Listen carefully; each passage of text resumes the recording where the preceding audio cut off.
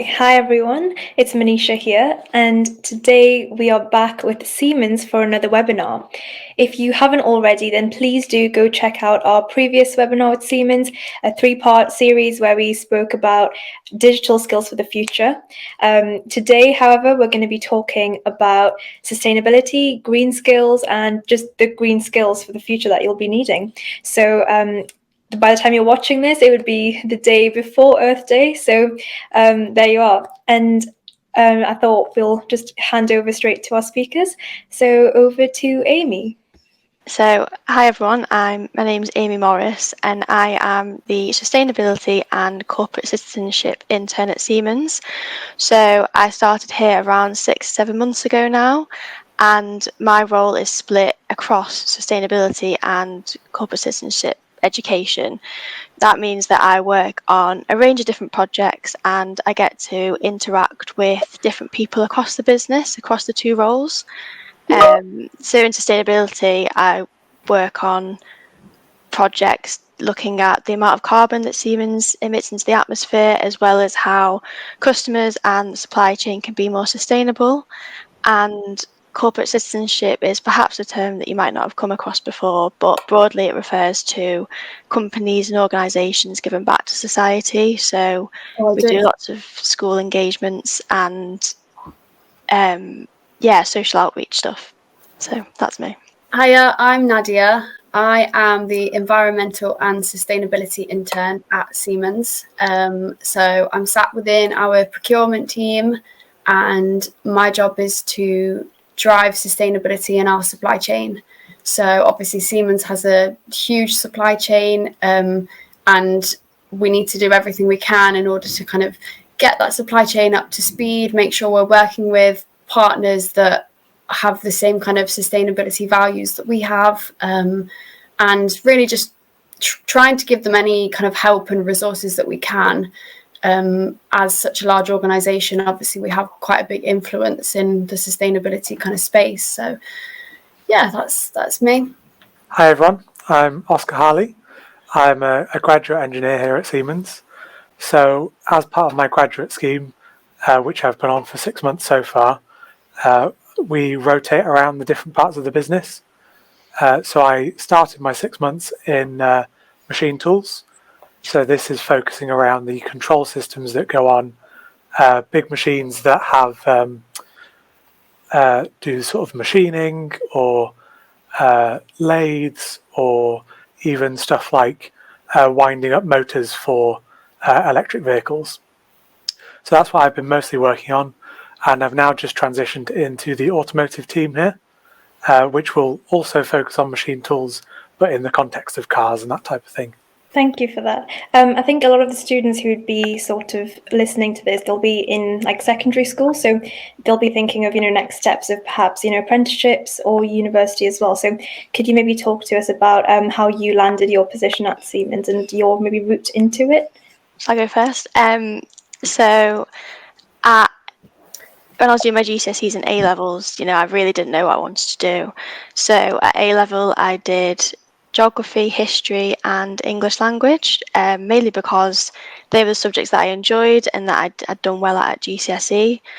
And then when it came to looking at what to do next, I did decide that going to university would be the best option for me. There was no clear vocational route in apprenticeships that really appealed to me. So I decided to go and get a degree in geography. It's a very broad subject, and I was really interested in how people and the planet interact.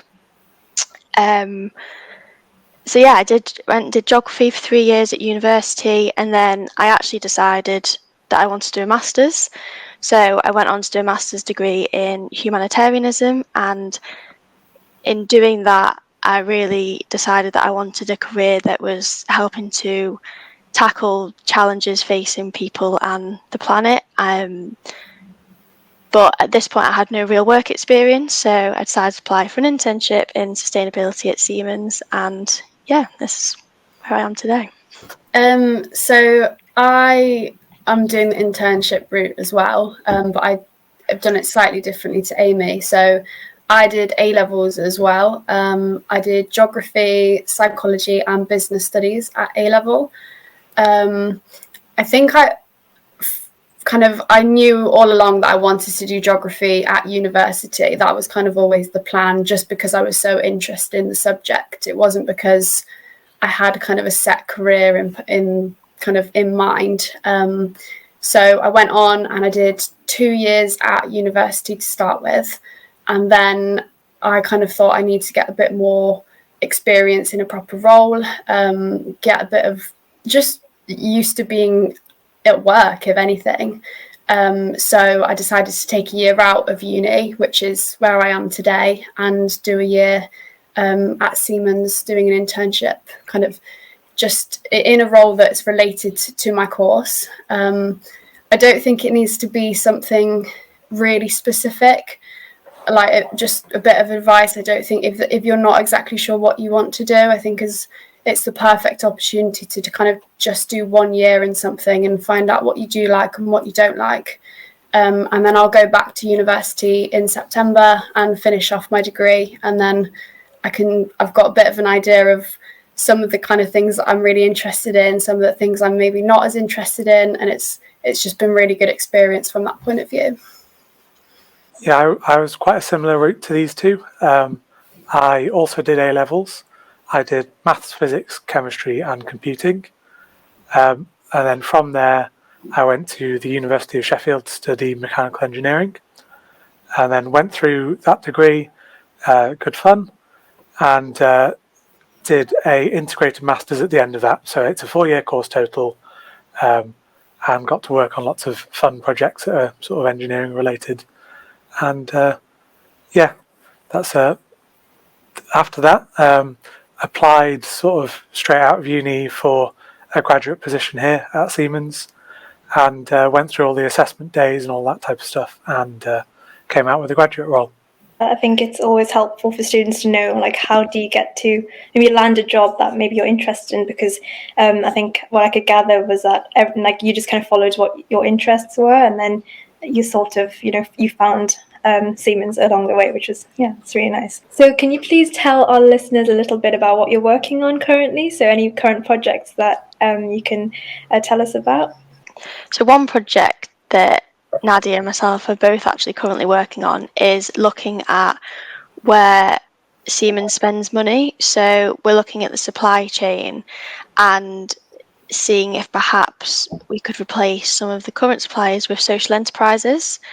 Our social enterprises, they have a trade, but their profits go towards their social or environmental mission. So, for example, they might sell or trade in coffee, but all of their profits go towards to reinvest their profits in reinvest their profits into great causes. So if Siemens is spending money with a specific coffee supplier, we can then maybe go and say, oh, why don't you spend it with this social enterprise instead? So one of the projects that I'm currently working on is to do with capturing our carbon emissions from our suppliers.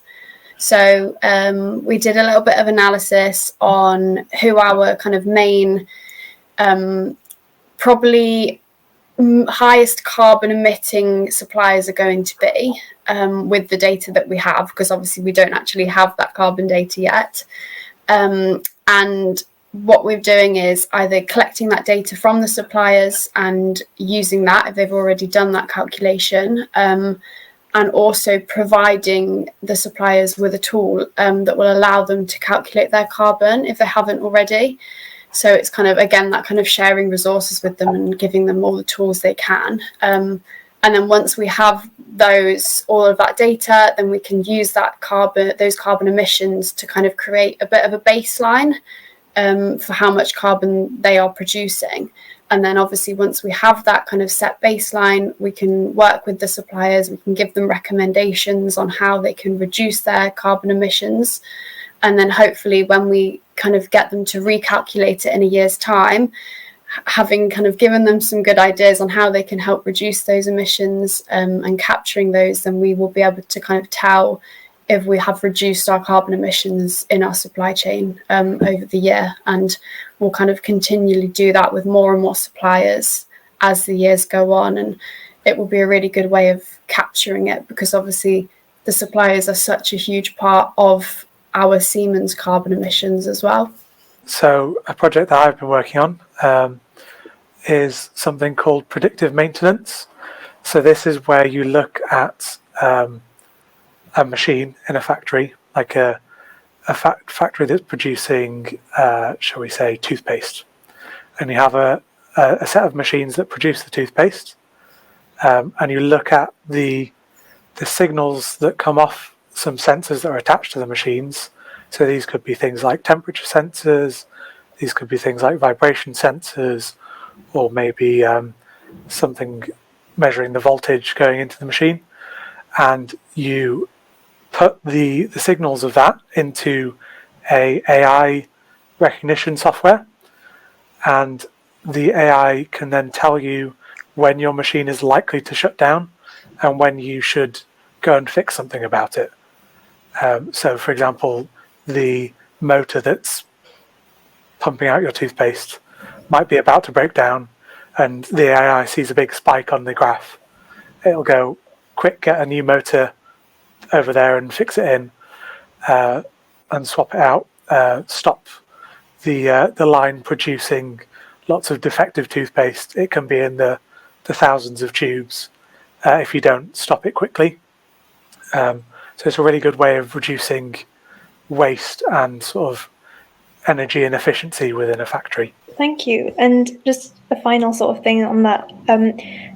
Do you think there are any kind of skills that you learned at school or subjects that you sort of recall studying that now you feel like it's kind of being applied in your job? So anything from like maths, geography, anything? I'd definitely say a lot of what you cover in geography, for me anyway, is still cropping up. Just having that background understanding of what sustainability is, and also the potential consequences if we don't act sustainable now, was definitely covered in geography. For me, it's definitely a lot of physics has come back around.